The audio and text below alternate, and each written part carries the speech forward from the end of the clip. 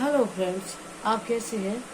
पहलगाम हमले को लेकर मेरा कई दिनों से बहुत खून खौल रहा था और मन काफ़ी उदास था। जबकि जब से नवयुवकों को तिरंगा में लिपटा देखा, मन कर रहा था कि आतंकियों को बददुआ दें या पाकिस्तानियों को, तो किसको दें बताइए आप। पर उनमें से वो लोग आते हैं जो ना हिंदू है ना मुसलमान है, एक इंसान है। तो उन लोगों को क्या कहा जाए, जैसे कि हमारे हिंदुओं को जो घोड़े पे जो बिठा के घुमा रहा था उसने जो बचाया है और अपनी जान दे दी है, सोचिए उसको क्या कहा जाएगा। वो सच्चा इंसान था, वो सच्चा इंसान था। और इंसानियत अगर किसी में है तो वो हिंदुओं में है। और लेकिन अभी मुस्लिम भी इससे पीछे नहीं है, उन्होंने भी अपना दिखा दिया कि हम भी इंसानियत हम नहीं। वो कहते हैं मुस्लिम धन ईमान, मुसलमान वो होता है, लेकिन ये कट्टर मुसलमानों ने उसका मुसलमानों का नाम खराब कर दिया है।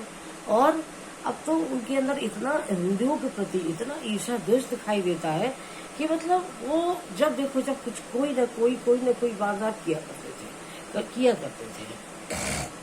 अच्छा, अब क्या आप ये बताइए, हिंदुओं की मानसिकता बताएं।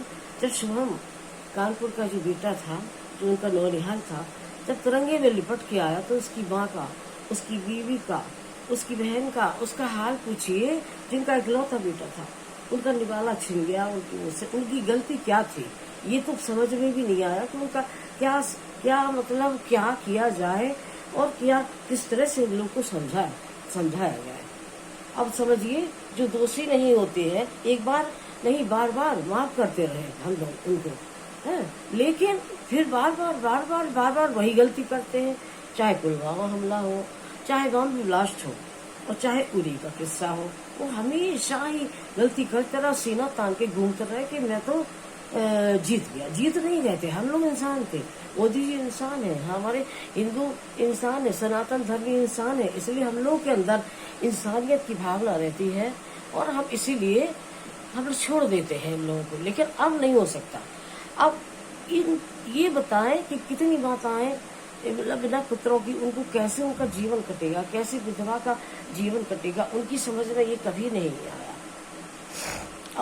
अब क्या हुआ कि हम लोग भी यही करते थे कि मतलब अरे भोली जनता मर जाएगी बिना मौत की, क्या फायदा, छोड़ दो, समझौता कर लो, कहीं ये समझौता कहीं वो समझौता, सब करते रहे। उन्होंने सोचा कि हिंदू तो कायर है, उन्होंने हम लोग को कायर समझ लिया, भली जनता को और भोली भाली जनता को मार के भी उनको क्या मिलेगा। उनकी समझ में जब आएगा, जब उनके नौनिहालों इसकी सिर काट के उनके गांव भेजे जाए ताबूतों में बंद कर करके, तब उनकी समझ में आएगा कि कैसा होता है, कैसा महसूस होता है। लेकिन नहीं, उनके आतंकवादी इतने कट्टर मुसलमान हैं, समझिए कि अगर कभी कोई अगर हिंदुओं के खेमे में अगर कोई मुसलमान की हत्या हो जाती है या मर जाता है, किसी गोली से खत्म हो जाता है, तो उनकी लाश लेके जाओ तो नहीं लेते, कहते वहीं अपन दफना दो। वो इतने तो कट्टर है, बताइए उनसे क्या किया जाए। ये बहुत ही अच्छा किया है इन्होंने मोदी। ये पहले उनको मनोवैज्ञानिक रूप से मारो, पहले उनका पानी बंद करो, प्यासे मरे, फिर उनकी खेती किसानी खत्म करो, उनका पैसा बंद करो, उनकी सुविधाएं बंद करो, और तब उनकी समझ में आएगा कि जनता जब परेशान होगी और जब उनको बकेगी तब उनकी समझ में आएगा। अभी उन्होंने अभी प्यास से मरते देखा नहीं किसी को। अभी वो बहुत सीना फुला के सोच रहे थे कोई हमसे तो पंगा लेगा ही नहीं कभी, लेकिन ऐसा नहीं है, पंगा लेगा, कोई लेगा जरूर, लेकिन देर अवेर में। ये ना सोचें अभी मोदी जी की अभी प्रक्रिया खत्म नहीं हुई है, अभी वो अपना कर रहे हैं काम, ये समझिए। अब क्या हो कि महंगाई चरम पर होगी, तो फिर क्या करेंगे, फिर पैर पड़ेंगे, फिर अपना समझौता करेंगे, कहीं अमेरिका को बुलाएंगे, कहीं चीन को बुलाएंगे, किसी को। और हमारे यहाँ मुसलमान भी इतने बड़े बड़े देश भक्त हो चुके हैं, जैसे अशफाक उल्ला खान का नाम तो सबसे पहले आता है। अब हम लोगों को क्या कहते हैं, मुसलमान अभी भी ऐसे जगह है कि जहाँ पे हिंदू मुसलमान बड़ी एकता से रहते हैं और वो हिंदू मुसलमानों के त्यौहार मनाते हैं और मुसलमानों के त्यौहार हिंदू मनाते हैं, ऐसा कुछ नहीं है।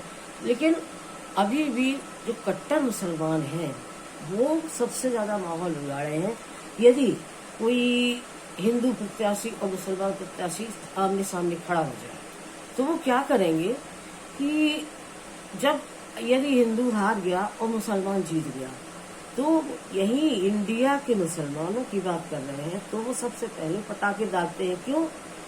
जिसका खाते उसी का छेद कर दे। चाहे उन्हें हिंदुओं की तरह कितनी भी सुविधाएं दी जाए, हिंदुओं के मोहल्लों में रहते हुए वो डरते नहीं है, क्योंकि हम लोगों ने कभी बदला लिया नहीं है। असली में हम लोग बदला लिए होते तो आज इनकी इतनी हिम्मत नहीं पड़ती। इंडिया में जो मजे से सीना फुलाए घूम रहे हैं, हम लोग कितनी इज्जत दे रहे हैं। हीरो देख लो, पाकिस्तानियों को, खिलाड़ियों को देख लो, सभी कोई, लेकिन हम लोग कभी किसी से कोई बदला नहीं लेते। नेता संसद में भी सब है। लेकिन एक बात जान लीजिए कि हमारे हिंदुओं में भी आस्तीन में सांप है, जो कि हमारे यहाँ माहौल को बिगाड़ रहे हैं और गद्दारी कर रहे हैं।